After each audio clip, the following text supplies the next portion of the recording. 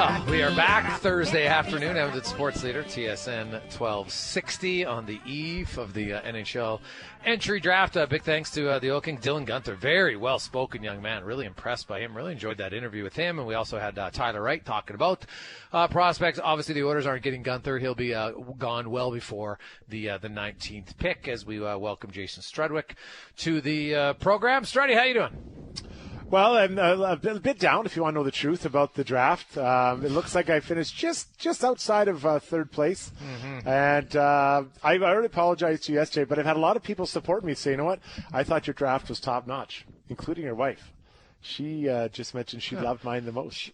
Oh, that's actually not true, but that's okay. Well, what's the word she used? I thought I heard she loved it. I'm not sure if there's another word. Well, she liked your lime chips. So those are right. She does like those. Spicy. She doesn't like them as much as Miss Vicky's. So. Okay. All I know, Struddy, is I've entered 2 drafts and have come away with the most votes both times. Yeah. What are you doing right that I'm doing so wrong? Because I tried so hard. I'm a man of the people, Struddy. That's the worst thing. I understand. I have good taste. Number one. And people respect good taste. People can sense good taste in different things. So I had a dominating victory in my first one, and even with Lieutenant Eric begging for votes. See, here's the thing: I didn't even go public and say once what my team was. Sure. Yeah. And I still won. So I did. Hey, it's all right, Struddy. But I don't know if you saw my tweet earlier today, but I kind of, and it pained me a little bit when I tweeted, because it kind of. I didn't really like how he acted at the time, but I will say I could relate to it. I could relate to it. To LeBron calling out J.R. Smith for. Well, he didn't really call out. Like he just, he kind of had like, what are you thinking? Because there was a few, like when you had to explain to a Wannick what your pick was, I knew we were screwed right there. Like it was a 2-minute explanation. But it was a delicious treat, though. I've had some people try it. I mean, they tried and they loved it. Yeah, but when you have to explain to it where this isn't about just what the small, it might be delicious, but it's like me. I would have picked spokes because they're dominant, but people would be like, what are spokes? Right. They're great. Right. But they're just, you can't, you have to understand who your audience is. But I couldn't compromise on my truth. I'm speaking my truth of chips, and I thought I nailed it. You know what? I just don't know what I'm doing wrong, and that's fine. I'll live with it. And, what can we do? We have, by the way, so here we are. Today we're doing a little auction item that's going to be awesome if you like food.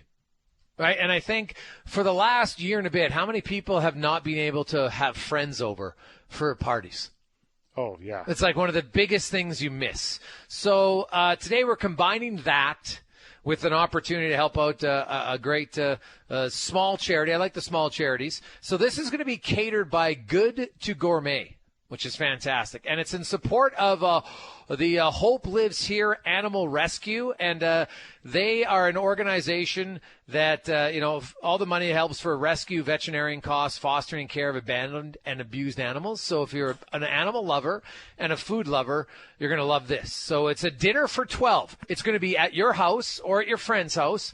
And guess what? You don't have to do anything, right? They're going to have the serving staff, the chef, the full table service, cleanup on conclusion. And it's a 6-course dinner. Soup, salad, appies, entree, aperitif, dessert. Also comes with, they'll bring in some sparkling water. They'll make coffee, tea. You got a flat of beer, 2 bottles of red, 2 bottles of wine, white wine. And your dinner, like your soup choices are, French onion au gratin. You also have a cream of broccoli cheddar if you like. Salads, you can have the Caesar or the summer greens with vanilla pear dressing. The appetizers is a deluxe charcuterie board. Struddy loves the charcuterie boards.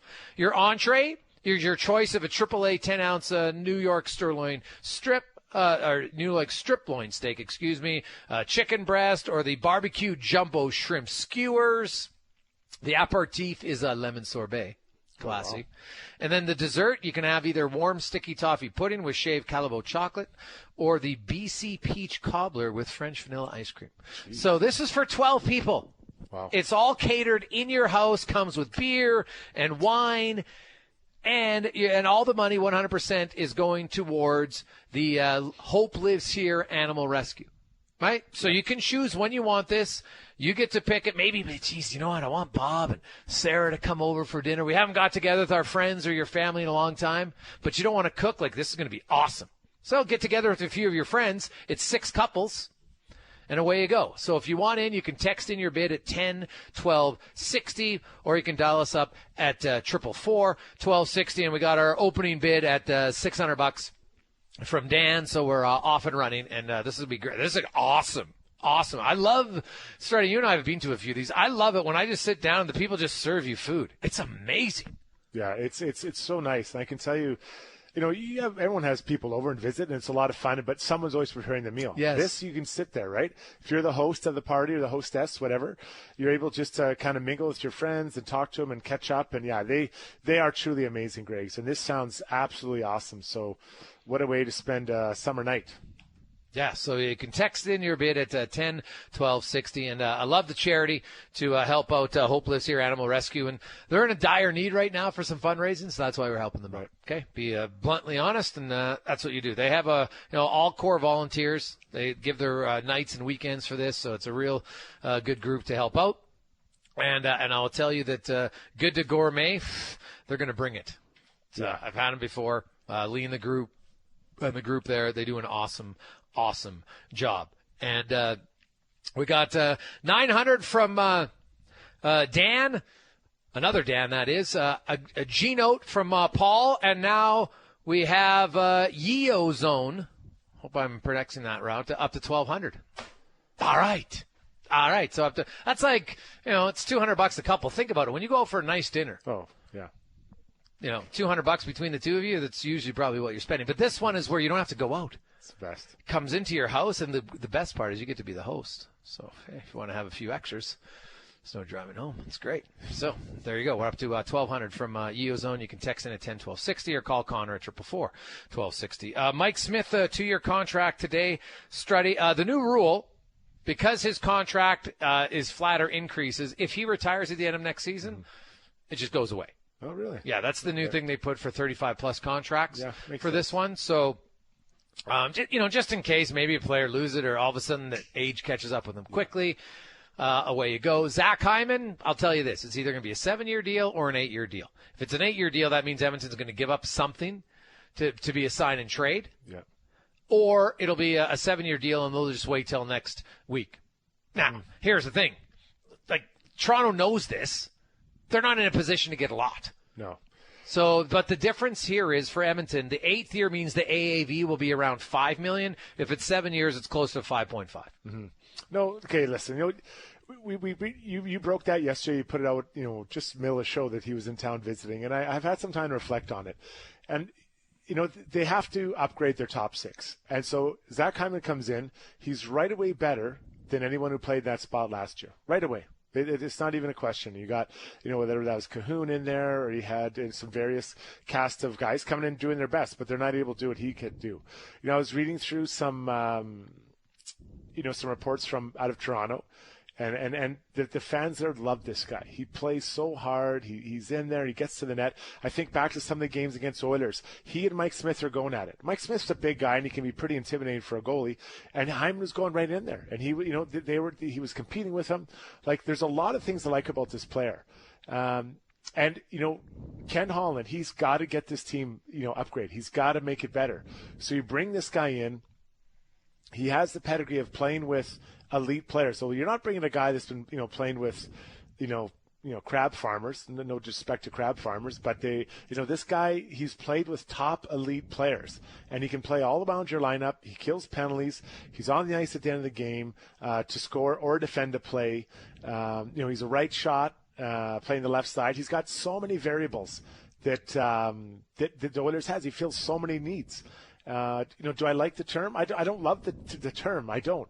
But you got to, Ken Holland is using what he can to spread it out to lower the cost per year so that he can come and add other pieces to this group. So if you start the year, it's Hyman, McDavid, Puljujarvi, and then the Draisaitl line.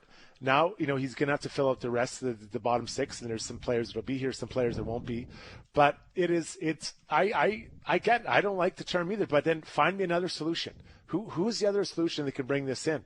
And I'm not talking through trade. I'm talking about through UFA. Now, Taylor Hall's not coming. He's going to go back after that guy. Who is it? And so here's a text. Well, we can trade the first rounder for Raquel. Okay, great. But, they still need to draft players to fill the spots. Ken Holland spoke about today. You have to have young players come in and fill spots.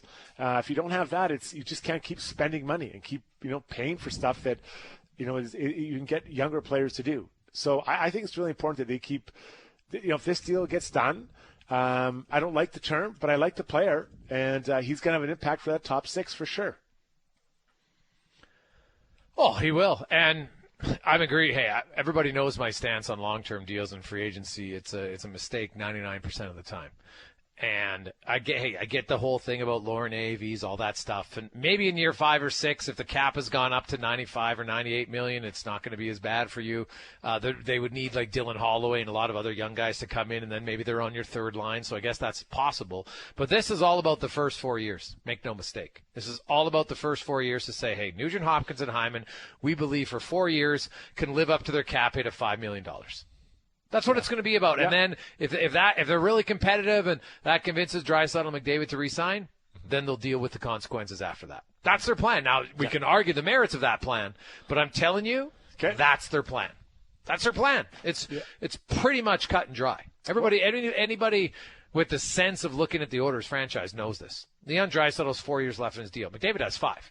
Yeah. But, you could technically, you could re-sign Draisaitl and then have a contract with McDavid and announce it a year out, basically within, a month or 2 weeks, or literally in 2 days if you wanted to wait till the last moment for Draisaitl. But those are the things that they face for sure. Quick break. We'll come back on Edmonton Sports Leader TSN 1260. We are up.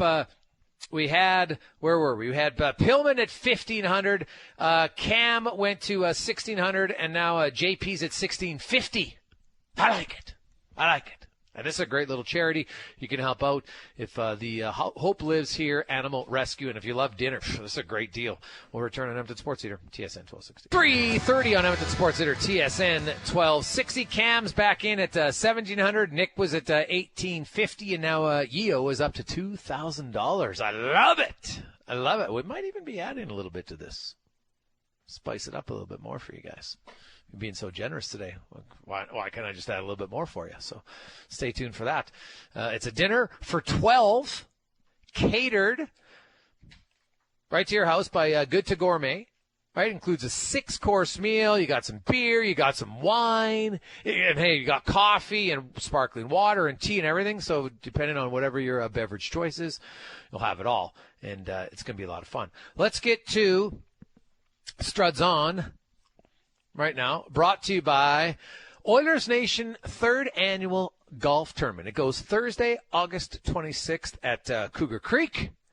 But if you're a fun sponge, don't sign up. This is super fun. Do you even know they have buses that will take you out there? So if you want to have a few beverages and not have to worry about drinking and driving, it's very safe. They bus you from Edmonton out to Cougar Creek. Everybody has fun, and they bus you back in. It's pretty sweet. So if you're interested, you want to sign up, it's Thursday, August 26th.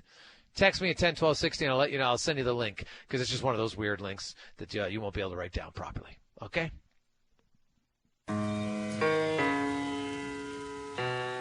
The Jason Gregor Show presents Struds On, Eating Limes. I love a good lime. In fact, I eat a lime without taking the skin off. I eat it straight. I don't even cut it in half. I just eat it like an apple.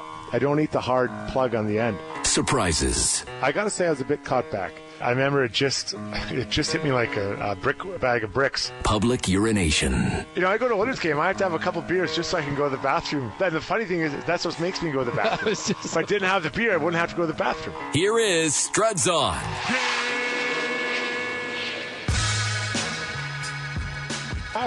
This morning he had a availability, and he was talking about a lot of questions. He was asked by Ryan Rishaug about the idea of a third-line center. And, and just how they address that, and just how they go about this off season. And I'm paraphrasing here, but basically he said, we need players to and again, within the paraphrasing, we're going to have these players, need some players to grow into their spots. And I really think that's, the best way that I've been trying to say the same thing. Let's say that the Hyman signs. Okay, now they got Hyman that top spot beside McDavid. Then you got Dylan Holloway. Does he start the minors? Does he start in the fourth line, third line? I don't know. But you hope that in short order he grows into a spot that can now be, maybe he pushes Nuge down or pushes Hyman, wherever, or, make it hard for the coach to just play him X number of minutes. You want to get him X plus 3 minutes tonight. And that's the type of things that you see in Tampa Bay. Same thing with Ryan McLeod. He's got to grow. Right now they don't have a third-line center. Can he grow within a year or 2 years or 3 years and become a third-line center they so desperately need? You got to hope so. Can Rafael Lavoie come in and become the shooter that, it looks like he is, and fill a spot, somewhere maybe on that right side or left side and taking up space there? So, the free agents that they're signing today, or they're going to sign in short order here, it is plugging spots that are maybe glaringly obvious on this team. But you need players to grow into those spots. So I'm looking at Samorkov. I'm looking at, Carter Savoy. I'm looking at Konovalov, the young goalie. I'm looking at their first pick this year. Let's just hear this from Ken Holland himself here. Con, if you got it. Cue it up, buddy. Well, I mean, Ryan, I'd love to have a third-line center that can, chip in 10 to 15 goals and get 30 to 40 points and kill a penalty and, be a plus player, play with speed and play with energy, get in the forecheck. But, that's hockey. That's fantasy hockey material. I got a cap. And that's where I'm talking. That comes back to, the question you asked before about trading the first round pick. I'm hoping that, Ryan McLeod and Evan Bouchard and Broberg and Holloway and so there you go. There's Kenny addressing that. And that's the truth. So this isn't a finished product. So when he let's assume he gets another defenseman, maybe a goalie, and he adds 2 or 3 guys on the bottom of the lineup, for the million, then Hyman comes in there. They need to have players surprise. Can Tyler Benson come in and assert himself? Can Samorkov push in at some time? Can Broberg come in? They need that.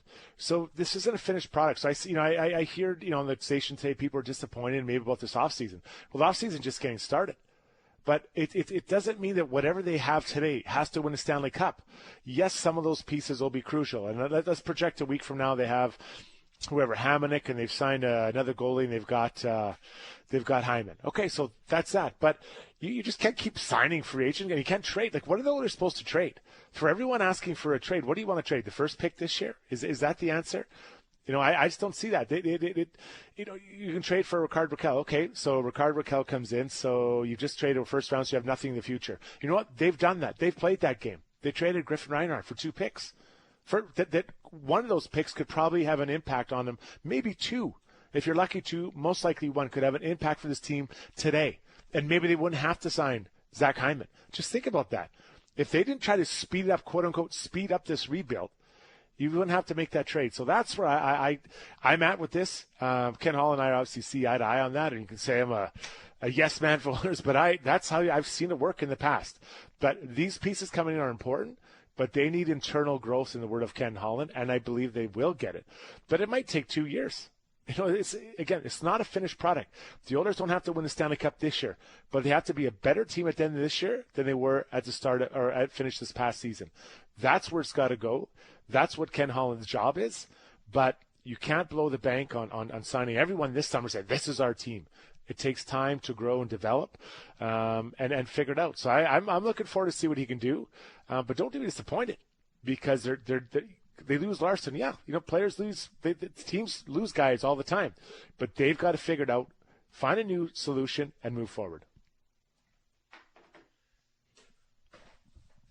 That's Struds On, brought to you by Oilers Nation 3rd Annual Golf Tournament. If you're interested in going, it's Thursday, August 26th. Many diehard Oiler fans are there, and they support a great charity. obviously I'm biased on the charity. They're big supporters of Gregor's Grads, which is awesome. So there's part of your entry fee is going to help the kids get dressed for graduation, which is a lot of fun.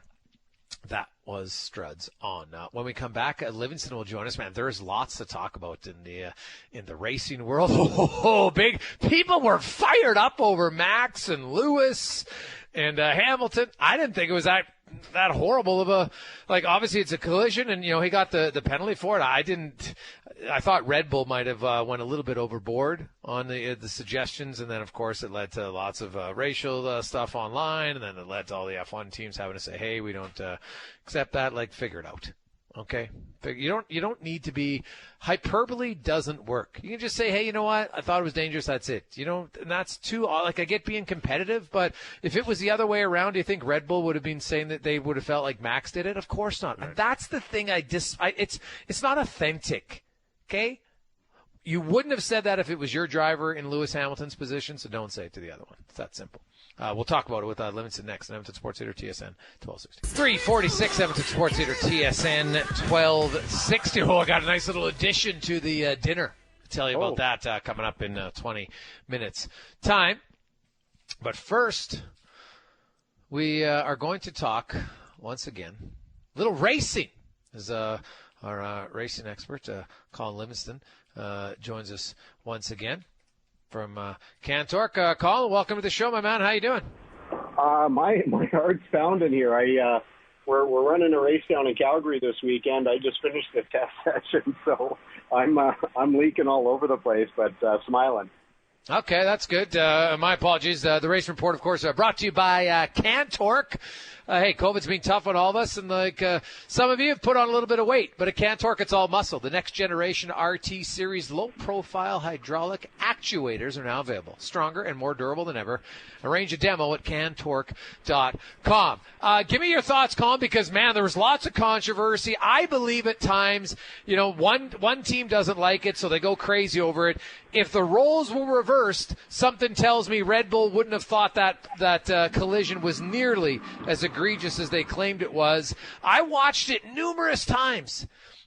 You know what? Hey, he got the 10-second penalty to Lewis Hamilton. I thought that was valid, but I didn't think it was worth anything more than that. What did you think? No, I agree with you 100%.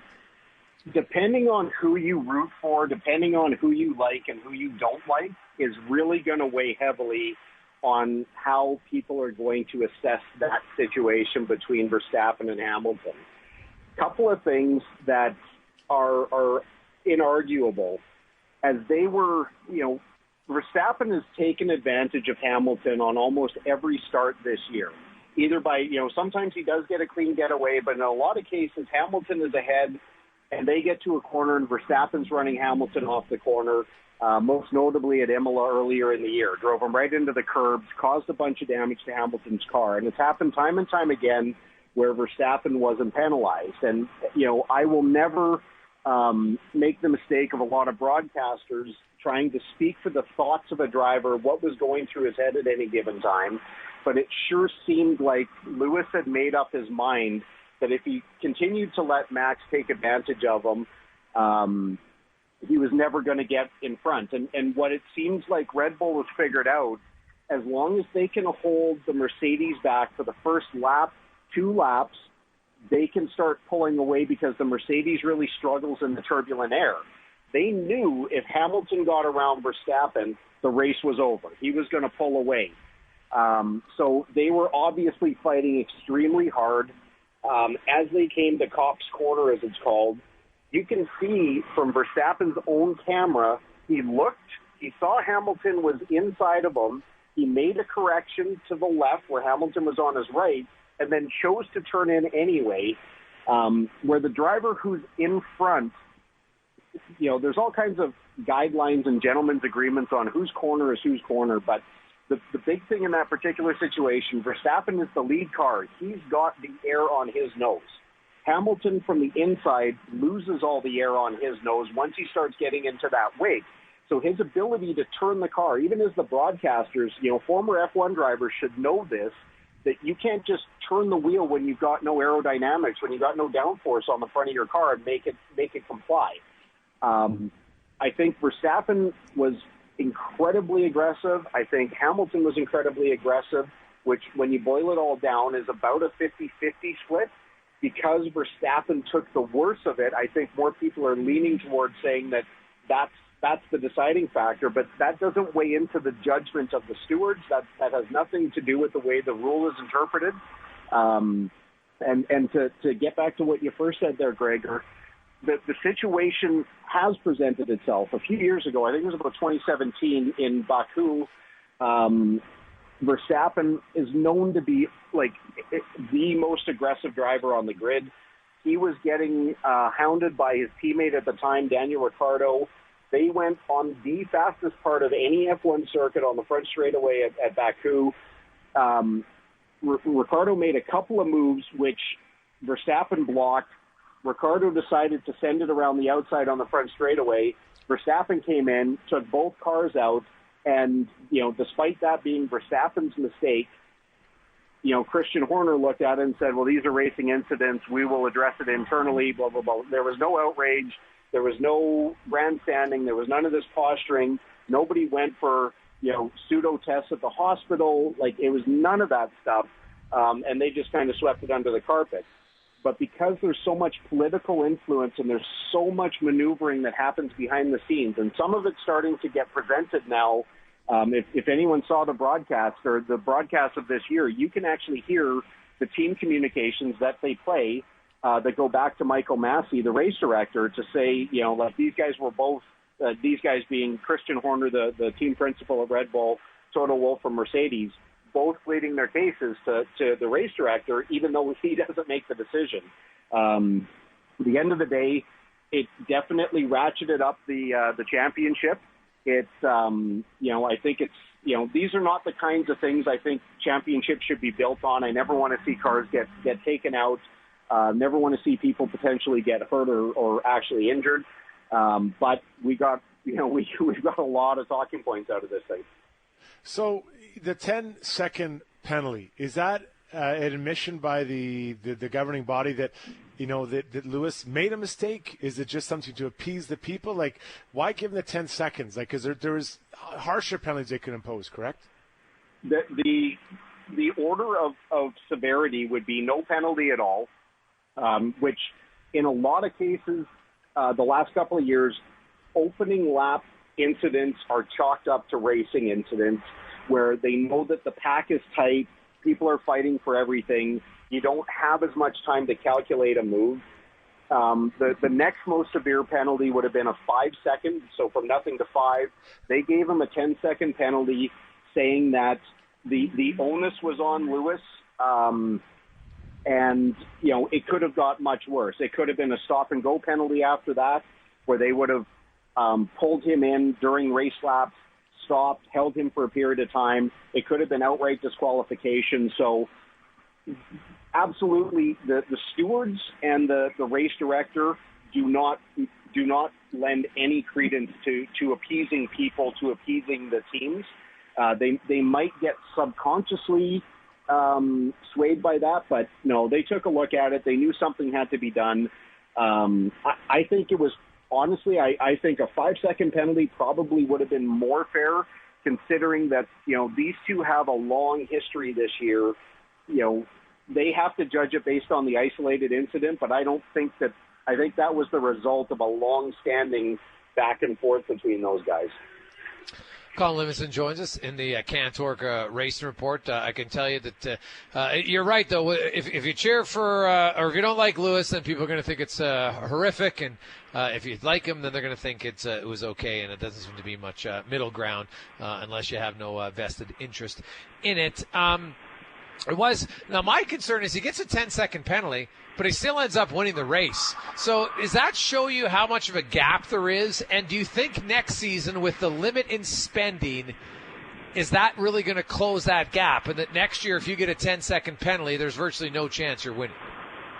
Well, no. I think, next year the cars are supposed to be tighter together, but it's going to allow more overtaking. So I don't know how I don't want to predict that. But what's interesting is this year is a big, the first spending caps came in this year. So when your car is retired from the race, you can claim a $100,000 credit, which doesn't sound like a lot when we're talking about $145 million budgets, but it's significant.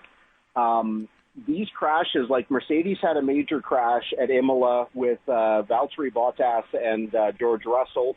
The damage from those crashes where they essentially had to write off cars is weighing in heavily. And as the guys were talking about this week, that their budgets are basically factored now to tens of thousands of dollars at the end of the year. They've got a little bit of buffer for damage. So, like, Red Bull now is potentially if their engine was damaged, you're only allowed to run 3 engines throughout the year, even if your engines are damaged in a crash. These things can really start to add up towards the end of the year if you're getting close to your spending cap, and if you're already on your last engine and you have to stretch at extra races. It's going to be super interesting to find out what the end result of this is, because obviously Red Bull's car is essentially, destroyed. That's going to be $1 million plus to put the new chassis and bodywork back on. They could really be in trouble towards the end of the year if they sustain any more damage like that. Breaking down the world of racing with Colin Livingston, a Camtork Racing Report. Switching over to NASCAR, Brad Keselowski's making a pretty big move as a driver and as a co-owner. Maybe talk about that and how often a racer becomes a co-owner of a team. This is not it's not entirely unheard of. I mean, Brad actually he owned a Truck Series team. We raced with him a number of years. At Canadian Tire in the Truck Series. To see, there's not the only one that really comes to mind immediately, aside from this deal that just came out with Justin Marks, who's not really a known driver, was when Tony Stewart retired, left the Joe Gibbs Racing Group, and partnered up with Gene Haas to start the Stewart-Haas team. Brad has obviously had his eye on ownership for a long time. Even, I guess, Denny Hamlin's doing the same thing from Joe Gibbs.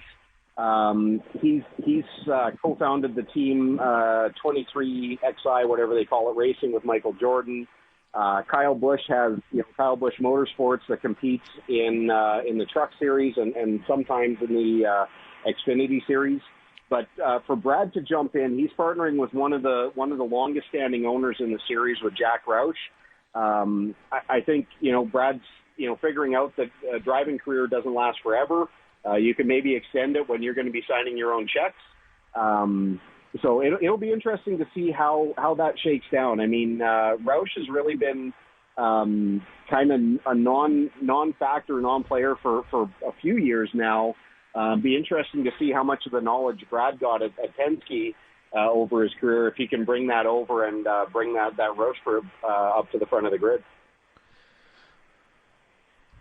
Colin, there's lots of other things going on. It's pretty interesting when you look at just the racing when it comes to both NASCAR and F1 this past weekend. What do you think of NBC? And they don't necessarily have a broadcaster in the booth. They have drivers and a former crew chief. Because I've heard some people suggesting that it doesn't have great flow because there's not a professional kind of to guide them on how to do it. Yeah, I mean, it's I'm not sure if anyone's noticed that yet or not, but yeah, the NBC NASCAR broadcast with Steve Letarte, Dale Earnhardt Jr., and Jeff Burton. I like all those guys. I think they're great characters, but broadcasters are broadcasters for a reason. I mean, you guys know. I mean, you listen to you talk, Gregor, and you listen to me for around. You can tell the difference between a professional broadcaster and an idiot that has a bit of passion for a sport. The quotes and the comments that these guys are making, though, are just silly. And I mean, Earnhardt Jr. is a super knowledgeable guy. He's also a team owner of his own junior motorsports Xfinity program. So he's got a lot of insight, but the tone of his voice and the tone of Jeff Burton's voice, they're so high-pitched, and they tend to be really whiny when they get excited. For me, it's hard to listen to. If you flip the channels between, a NASCAR broadcast over to the F1 broadcast, if they run at the same time, the professionalism of true broadcasters versus, what are essentially color people is super apparently obvious. This weekend, no F1, no NASCAR, no IndyCar. That seems pretty rare to have all three of them off the same weekend. But I know there is a big race in Strathmore for the karters for the North of 49 karting championship. So that's what you're doing down there for testing. Now, how rare is it to have all three IndyCar, NASCAR, and F1 off the same weekend? Yeah, extremely rare. I think the Olympics is what most of the broadcasters or the series are taking a look at, that they didn't want to compete with opening ceremonies and the initial push. It's not rare for F1 to take a couple weeks off between races. NASCAR taking a break this part of the season, I know that comes back to the Olympics, but yeah, I mean, for people who need to get their racing fix, from what I understand, our race is going to be there's going to be some coverage on Facebook, apparently. I don't even have a Facebook account, so I can't tell you about that. But, we've got it's going to be a really big field. A bunch of our off-camber Carter guys are down here. I think we're going to have like 10 or 12 DD2s running. There's a number of other series. Shifters are here. The junior carts are here. Four-stroke. Like I said, I just got off the track. It's in great shape. They've made a number of really, really significant upgrades that make the track flow a little bit nicer. So, and I've been fighting gremlins all year. I'm probably about $1,000 into repairs, trying different components to get an engine miss. And one of my karting guru, Joey Guion, told me to try a simple, $15 switch, and all of a sudden my cart's running properly. So I'm relieved, but I'm also kicking myself that something that simple could cause that big of a problem. It's a tough one, buddy. Well, good luck. We'll talk to you next week. Sounds good, guys. Thanks a lot. Let's go. It's Colin Livingston in the Cantork Race Report. I'm loving the text. People are fired up about F1. I love this one the best. Hey, guys, honestly, I don't cheer for Lewis or Max, but I love the passion of F1 fans. And now, because of the Netflix show, I'm watching it. Admittedly, I kind of like the crashes. Side note, is Leclerc that good? Well, he's a good young racer, for sure. And here's the thing. I'm not sure if you read his quote or not, because he was the guy who was right behind it. There was no one who had a better seat in the house than Leclerc, right, watching it. And his quote, I thought, was probably maybe the most rational of everybody. It says, quote, "It's quite difficult to put the blame on one or the other. Obviously, there was space on the inside. Maybe Lewis was not completely at the apex, but it's also true that Max was quite aggressive on the outside, so things happen. What is the most important is that Max is unharmed and is fine." And I think that's probably the best answer. I don't think there was a clear, obvious one. But you know what? I don't expect somebody who's a fan of one or the other to think that rationally. That's not what sports fans are supposed to do. If you're a proud Lewis supporter, you're going to be like, yeah, it's fine. If you're a proud Max supporter, you're going to be like, that's garbage. Well, that's great. That's what sports does. It's supposed to evoke emotion. Let's get to the Con Man Sports Center update, brought to you by BIE Engineering, your structural engineering specialist. Whether you're in the process of a reno or building your dream home, BIE can help you out. Go to BIEENG.com.